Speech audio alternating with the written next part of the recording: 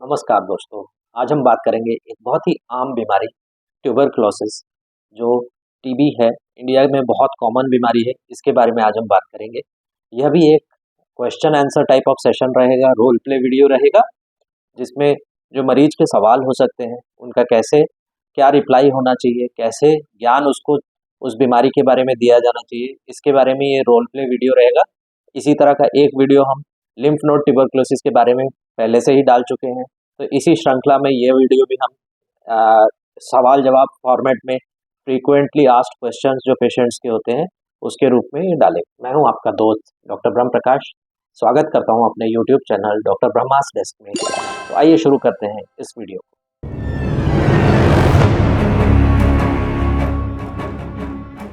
नमस्ते डॉक्टर साहब, आपने जो अभी हमारे मरीज राजू को देखा, उसकी बीमारी के बारे में हम आपसे थोड़ी जानकारी लेना चाहते हैं। क्या हम आपसे कुछ देर बात कर सकते हैं? नमस्कार जी। हाँ हाँ, आइए ना, आइए प्लीज़ बैठिए। हाँ हाँ हाँ, आपके मरीज को टीबी की बीमारी निकली है, तो इस संबंध में आप जो पूछना चाहते हैं आप पूछिए। हम कोशिश करेंगे कि हम आपके सारे सवालों का संतुष्टिपूर्वक जवाब दे पाएँ। डॉक्टर साहब, आपने बताया कि हमारे मरीज को जो है टीबी होने की संभावना आपको लग रही है। डॉक्टर साहब, ये टीबी क्या होती है? हाँ, टीबी एक संक्रामक बीमारी है। संक्रामक यानी इन्फेक्शन है, एक तरह का इन्फेक्शन है। ये बीमारी जो है एक इन्फेक्शन जो एक बैक्टीरिया के कारण होता है। इस बैक्टीरिया का नाम होता है माइकोबैक्टीरियम ट्यूबरक्लोसिस। उसके इन्फेक्शन से पेशेंट को होती है। हमारे मरीज को टीबी है ऐसा आपको क्यों लग रहा है? ऐसा आप क्यों बोल रहे हैं? मैंने आपके मरीज की अच्छे से हिस्ट्री ली है, उसको चेकअप किया है, तो उसके लक्षणों के आधार पे मुझे ऐसा लग रहा है कि आपके मरीज को ट्यूबरक्लोसिस है, क्योंकि आपके मरीज में 2 हफ्ते से ज़्यादा की खांसी है, उसको लगातार बुखार आ रहा है, भूख कम लग रही है और वो कमज़ोर होता जा रहा है। और ये देखते हुए मुझे ये लग रहा है कि ये संक्रमण आपके मरीज में है, क्योंकि टीबी की बीमारी हमारे देश में बहुत ही आम पाई जाती है। तो सबसे पहला दिमाग में जो डायग्नोसिस आता है इन लक्षणों से, वो ट्यूबरक्लोसिस का ही आता है। अच्छा अच्छा डॉक्टर साहब, तो ये बताइए ना, टीबी के लक्षण क्या क्या होते हैं? ये आपने बहुत अच्छा सवाल किया। क्या लक्षण होते हैं टीबी के? तो टीबी के जो लक्षण होते हैं उन लक्षणों को हम दो कैटेगरीज में डिवाइड कर सकते हैं। एक होते हैं कॉन्स्टिट्यूशनल सिम्टम्स, मतलब ट्यूबरकुलोसिस के कारण होने वाले से ऐसे सिम्टम्स जो किसी भी प्रकार के टीबी के मरीज में पाए जा सकते हैं। तो ऐसे सिम्टम्स होते हैं बुखार आना, लगातार हल्का बुखार बने रहना शरीर में, पेशेंट को भूख नहीं लगना। जब भूख नहीं लगेगी, खाएगा पिएगा नहीं, तो पेशेंट कमजोर होता चला जाता है, वेट लॉस होता है और पेशेंट दुबला होता चला जाता है। रात के टाइम में बहुत पसीना आना, इसको हम लोग नाइट स्वेट्स कहते हैं। तो ये सारे लक्षण जो है ये कॉन्स्टिट्यूशनल सिम्टम्स के अंदर हम इसको बोल सकते हैं कि ये सिम्टम्स किसी भी अंग की टीबी के अंदर पेशेंट्स को हो सकते हैं। फिर दूसरे जो कैटेगरी ऑफ सिम्टम्स है जो पेशेंट में हो सकते हैं वो ऑर्गन स्पेसिफिक सिम्टम्स, मतलब मरीज को जिस अंग की टीबी है उसको उस अंग से जुड़े हुए, उस ऑर्गन से जुड़े हुए सिम्टम्स आना, ये अलग कैटेगरी हो सकती है। जैसे आपके मरीज में आप देख रहे हैं कि पेशेंट को 2 हफ्ते से ज़्यादा की खांसी हो रही है और बलगम भी आ रहा है, थोड़ा-थोड़ा खून के छींटे भी आ रहे हैं। तो ये लक्षण पल्मोनरी ट्यूबरकुलोसिस के या फेफड़ों के टीबी के लक्षण हैं। तो जब फेफड़ों की टीबी होगी तो फेफड़ों से संबंधित पल्मोनरी ट्यूबरकुलोसिस के लक्षण आएंगे। कॉन्स्टिट्यूशनल सिम्टम्स जो हैं वो सब में रहेंगे, और जो ऑर्गन स्पेसिफिक सिम्टम है, जिस ऑर्गन की ट्यूबरकुलोसिस होगी तो वो सिम्टम्स उस मरीज में हो सकते हैं। अच्छा, ये सारे लक्षण होते हैं टीबी के। अच्छा डॉक्टर साहब, ये तो बताइए, टीबी जो है शरीर के किस किस अंग को हो सकती है? कौन कौन से अंग में टीबी पाई जाती है? ट्यूबरकुलोसिस जो है शरीर के प्राय प्राय सभी अंगों में हो सकती है। एक रोचक जानकारी मैं आपको ये देना चाहूंगा कि टीबी केवल 3 अंगों में नहीं होती है, नाखून, बाल और दांत। इसको छोड़ करके टीबी शरीर के किसी भी अंग में हो सकती है। ये ब्रेन में हो सकती है, जहाँ इसको हम न्यूरोलॉजिकल ट्यूबरकुलोसिस कहते हैं। ये पेट में हो सकती है, हाथों में हो सकती है।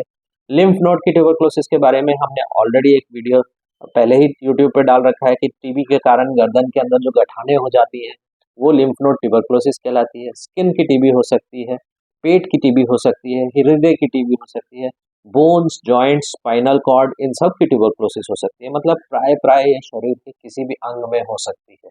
तो ट्यूबरकुलोसिस केवल 3 अंग में प्राय नहीं पाई जाती, वो है नाखून, बाल और दांत।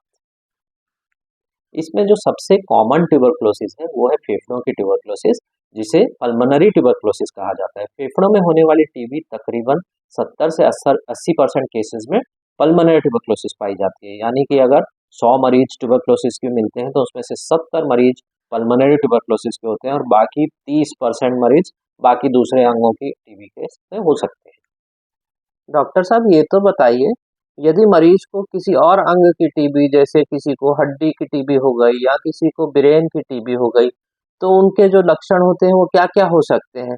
जिससे कि पता लगे कि हाँ, इसको टीबी होने की संभावना है।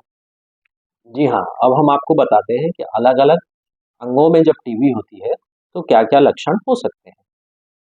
पहले बात करते हैं न्यूरोलॉजिकल टीबी की। न्यूरोलॉजिकल यानी मस्तिष्क, ब्रेन और ब्रेन से संबंधित स्पाइनल कॉर्ड की यदि टीबी होती है। यदि किसी को ब्रेन की टीबी होती है तो उसमें न्यूरोलॉजिकल सिम्पटम्स आते हैं। जैसे पेशेंट को हेडेक बना रहता है, सिर दर्द होता रहता है, उल्टी आने की एक प्रवृत्ति हो जाती है, पेशेंट को उल्टी आती है, दौरे पड़ सकते हैं, सीज़र जो मिर्गी के दौरे जैसे होते हैं वो दौरे पड़ सकते हैं पेशेंट को। ये सारे लक्षण ब्रेन ट्यूबरक्लोसिस के हो सकते हैं। और यदि स्पाइनल कॉर्ड की ट्यूबरक्लोसिस है, रीढ़ की हड्डी के अंदर ट्यूबरक्लोसिस है, तो वहाँ पीठ में जकड़न बनी रह सकती है। अब हम बात करते हैं एब्डोमिनल टीबी की, मतलब पेट की टीबी की। यदि पेट में टीबी है तो क्या-क्या लक्षण हो सकते हैं? पेशेंट को हल्का-हल्का दर्द पेट के अंदर बना रह सकता है, लंबे समय तक हल्का-हल्का दर्द बना हो सकता है। पेशेंट को पेट फूलना, अफारा हो जाना, पेट का एब्डोमिनल डिस्टेंशन होना, ऐसा लगना कि पेट में गैस-गैस भरी हुई है, इस तरह का लक्षण हो सकता है। अल्टरनेटिंग डायरिया एंड कॉन्स्टिपेशन, मतलब कुछ दिन पेशेंट्स को डायरिया होता रहेगा, डायरिया रुकेगा, फिर कुछ दिन का कॉन्स्टिपेशन हो जाएगा, फिर कॉन्स्टिपेशन के बाद अगेन डायरिया हो जाएगा, फिर डायरिया होगा, उसके कुछ दिन बाद फिर कॉन्स्टिपेशन हो जाएगा। मतलब अल्टरनेशन में डायरिया और कॉन्स्टिपेशन अल्टरनेटिवली होता रहेगा। किसी-किसी पेशेंट्स को पेट के अंदर गठाने यानी लिम्फ नोड भी हो जाते हैं। मीडियास्टिनल लिम्फ नोड लंग्स के अंदर हो सकते हैं, उसी फेफड़ों के अंदर हो सकते हैं। इसी तरह से पेट के अंदर जो ट्यूबरक्लोसिस होती है उसके अंदर अगर लिम्फ नोड हो जाते हैं तो रेट्रो पेरिटोनियल लिम्फ नोड या एब्डोमिनल लिम्फेडेनोपैथी भी हो सकती है। अंदर पेट के अंदर लिम्फ नोड या छोटी-छोटी गठाने बनना भी एक एब्डोमिनल ट्यूबरक्लोसिस का फीचर है। पेट में पानी भर जाना, जिसको मेडिकल टर्मिनोलॉजी में एसाइटिस कहते हैं, ये भी एक एब्डोमिनल ट्यूबरक्लोसिस का ही फीचर है। बहुत रेयरली कभी-कभी स्टूल्स के साथ खून भी दिख सकता है। अब हम बात करते हैं बोन ट्यूबरक्लोसिस की, यानी हड्डियों और जॉइंट्स की ट्यूबरक्लोसिस। हड्डियों की टीबी या जॉइंट्स की टीबी में ये होगा कि जो जिस हड्डी में टीबी होगी तो वहाँ पे उस जगह पे पेशेंट को लगातार दर्द बना रहेगा। जैसे-जैसे बीमारी बढ़ेगी वहाँ पे और ज़्यादा हड्डी में जलन पैदा होगी या जॉइंट में वो टीबी इन्वॉल्व करेगी तो उस जॉइंट की मूवमेंट्स कम हो जाएगी, वो जॉइंट्स में जकड़न आने लगेगी। पेशेंट शरीर के उस हिस्से को अच्छे से मूव नहीं कर पाएगा और कभी-कभी जब ट्यूबरक्लोसिस एडवांस हो जाती है तो ऐसे केसेस में बोन्स में मवाद भी पड़ सकता है, इसको कोल्ड एब्सेस कहा जाता है। तो ये मवाद जो है ट्यूबरक्लोसिस का क्रॉनिक पेशेंट्स को अगर कुछ दर्द बना हुआ है और धीरे-धीरे प्रोग्रेस कर रहा है तो कोल्ड एब्सेस बन सकता है। लिम्फ नोड ट्यूबरक्लोसिस के बारे में हम ऑलरेडी बात कर चुके हैं। लिम्फ नोड यानी गर्दन के अंदर या बगलों में कहीं गठाने हो जाना, सर्वाइकल लिम्फेडेनोपैथी सबसे कॉमन होती है। गर्दन के अंदर जो गठाने हो जाती है वो सबसे कॉमन है। इसके ऊपर एक डिटेल वीडियो इसी तरह का क्वेश्चन आंसर वाला हम ऑलरेडी डाल चुके हैं, आप उसमें देख सकते हैं। इसकी बारे में जानकारी इस वीडियो में भी दी गई है। एक होती है प्लूरल ट्यूबरक्लोसिस, जो लंग्स होते हैं, लंग्स के आसपास झिल्ली पाई जाती है। इस झिल्ली को प्लूरा कहा जाता है। इस प्लूरा में तकरीबन बहुत ही कम मात्रा में फ्लूइड या लिक्विड होता है, परंतु यदि ट्यूबरक्लोसिस प्लूरा में हो जाती है तो लिक्विड बहुत ज़्यादा मात्रा में बनने लगता है और इकट्ठा होने लगता है और प्लूरल स्पेस में जो ये लिक्विड इकट्ठा हो जाता है इसको प्लूरल एफ्यूजन कहा जाता है। तो प्लूरल एफ्यूजन या प्लूरा में होने वाली ट्यूबरक्लोसिस के कारण पेशेंट को सूखी खांसी हो सकती है, हल्का-हल्का सेम साइड में जहाँ प्लूरल एफ्यूजन डेवलप हो रहा है दाएं या बाएं साइड, वहाँ हल्का-हल्का सीने में दर्द बना रह सकता है और यदि एफ्यूजन या फ्लूइड बहुत ज़्यादा हो जाता है तो पेशेंट को सांस लेने में कठिनाई भी होती है और सांस लेने में दिक्कत आती है। ये प्लूरल टीबी के कुछ लक्षण हैं। तो इसी तरह शरीर के अन्य अंगों में अलग-अलग तरह के लक्षण पाए जाते हैं।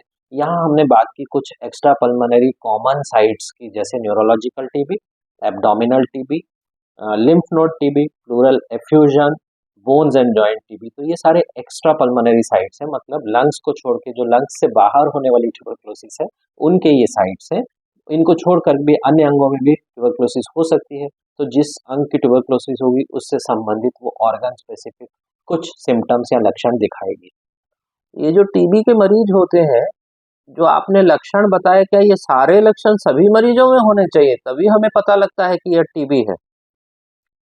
ये आपने बहुत अच्छा सवाल किया। सभी मरीज में सभी तरह के लक्षण हमेशा देखने को नहीं मिलते। किसी-किसी पेशेंट में कोई-कोई लक्षण नहीं होते। जैसे कई बार ये देखा गया है कि जो बुखार है, वो बहुत ही आम लक्षण है, बहुत ही सामान्य लक्षण है जो ट्यूबरकुलोसिस के मरीज में बहुतायत में पाया जाता है। परंतु ऐसा नहीं है कि जो ट्यूबरकुलोसिस के पेशेंट होंगे सब में बुखार का सिम्पटम देखने को मिलेगा। कुछ ऐसे पेशेंट्स भी हैं जिनमें बुखार नहीं आता है। तो ऐसे पेशेंट्स भी होते हैं जहाँ सब लक्षण नहीं पाए जाते। प्रायः जो लक्षण होते हैं उनको हम कॉन्स्टिट्यूशनल सिम्पटम्स और ऑर्गन स्पेसिफिक सिम्पटम के रूप में देखने की और उनसे हिस्ट्री के आधार पे पता करने की कोशिश करते हैं। परंतु ऐसा ज़रूरी नहीं है कि सारे लक्षण सभी तरह के पेशेंट्स में पाए जाएँ। ये टीबी की बीमारी डॉक्टर साहब हमारे मरीज को कैसे हो गई? कुछ इस पे भी तो बताइए ना, इसको कैसे हुई ये बीमारी? ये बहुत ही महत्वपूर्ण सवाल आपने पूछा।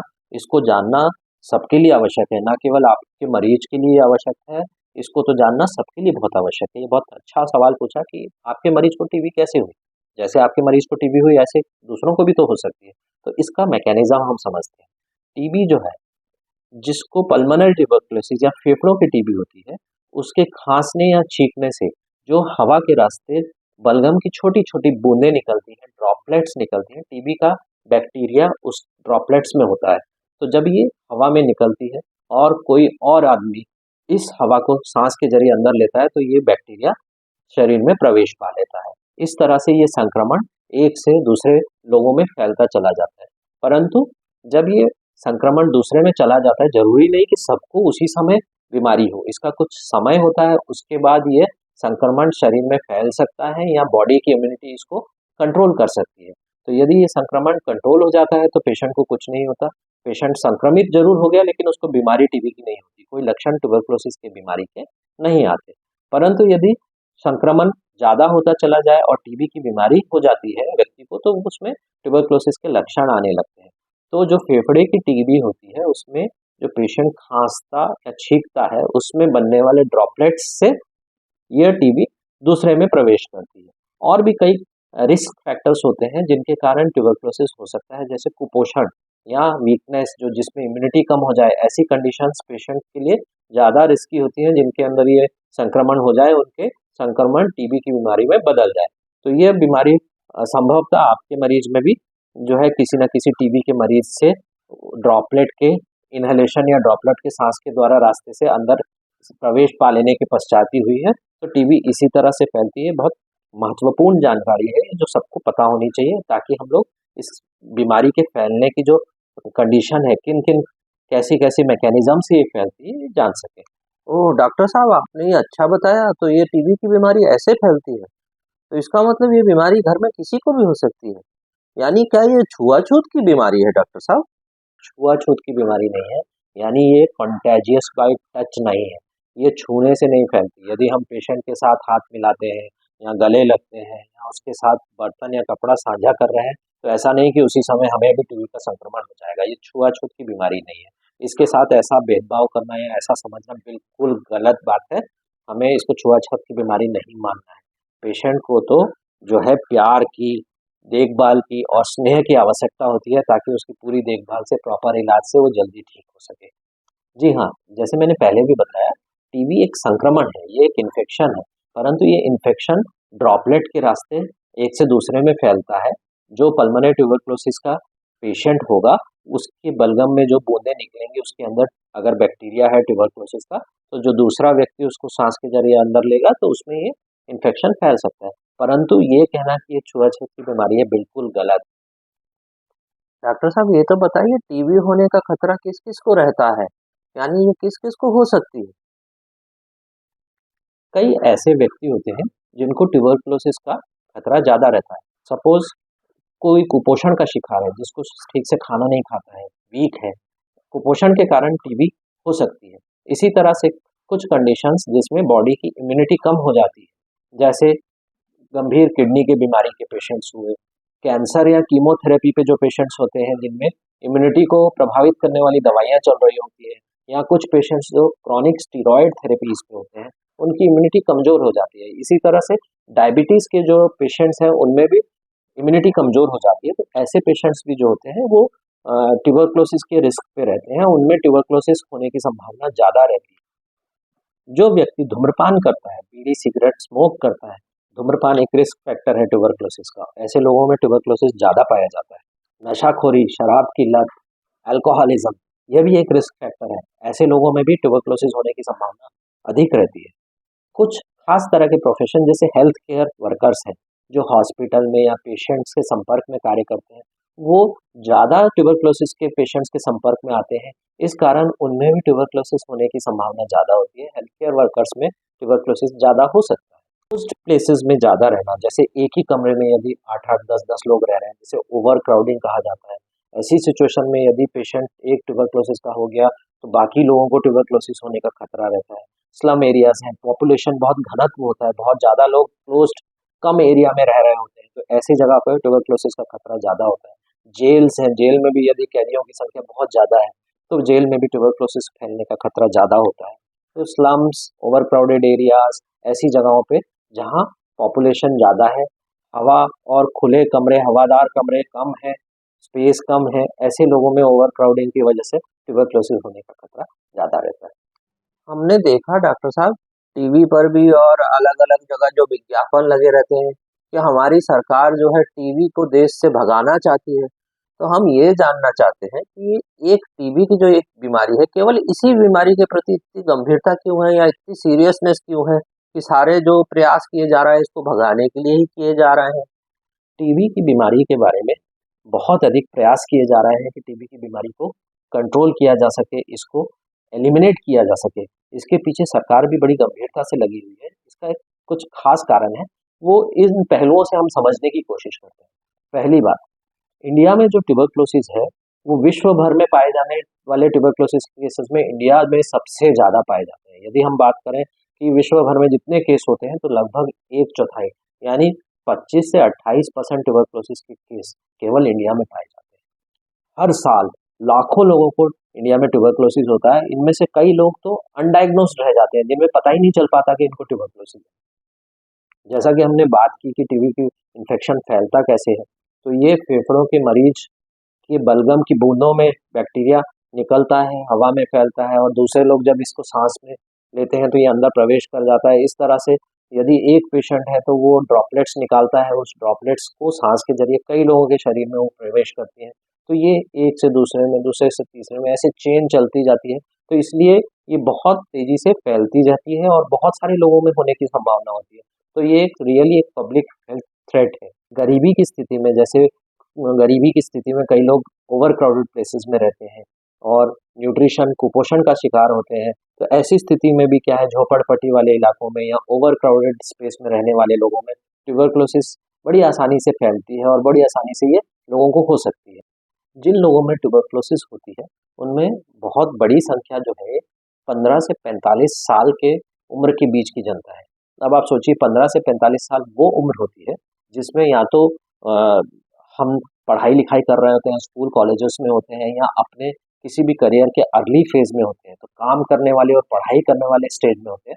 इस पॉपुलेशन ग्रुप को प्रोडक्टिव एज ग्रुप कहा गया है। मतलब ये इस समय कुछ ना कुछ ऐसा कर रहे होते हैं जिससे उनका फ्यूचर बन रहा होता है या वो फ्यूचर में अपना पूरा योगदान दे रहे होते हैं। तो ऐसे केसेस में जब ट्यूबरक्लोसिस होती है, तो ट्यूबरक्लोसिस जो है इनकी पढ़ाई-लिखाई को, इनके प्रोफ़ेशन को, इनके वर्किंग को रोज़ इफ़ेक्ट करती है, जिसके कारण जो कमाने वाला व्यक्ति है, यदि परिवार का कमाने वाला व्यक्ति है, उसको ट्यूबरक्लोसिस हो जाती है, तो वो तो बीमार पड़ गया, तो वो काम नहीं कर पाएगा, तो उसके परिवार की इनकम लगभग खत्म हो जाती है।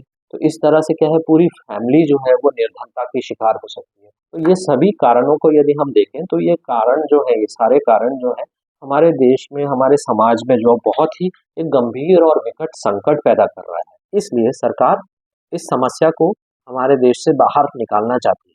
तभी सरकार इतना प्रयास कर रही है कि हमारे देश की जनता स्वस्थ रह सके और समृद्ध हो सके। ठीक है, यदि आपको और भी कोई सवाल हो अपने पेशेंट के बारे में तो आप पूछ सकते हैं।